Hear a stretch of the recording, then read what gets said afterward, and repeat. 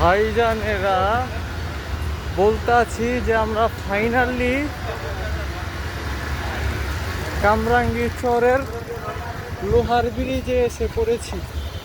লোহার ব্রিজ, এটাই সেই কামরাঙ্গী চরের ঐতিহাসিক লোহার ব্রিজ।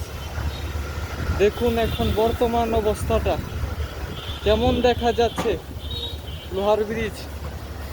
আমি তো আছি সাথে, আপনারাও সাথে থাকুন আর বলুন লোহার ব্রিজ দেখে আপনাদের কি মনে পড়ছে, কি মনে পড়ে যাচ্ছে, দেখতে কেমন লাগছে এই লোহার ব্রিজ। খুবই সুন্দর না, তাই না? আমি 5-7 বছর আগে এখানে এসেছিলাম দুই বন্ধুদেরকে সাথে নিয়ে, মোট তিনজন এসেছিলাম। এখন একাই এসেছি।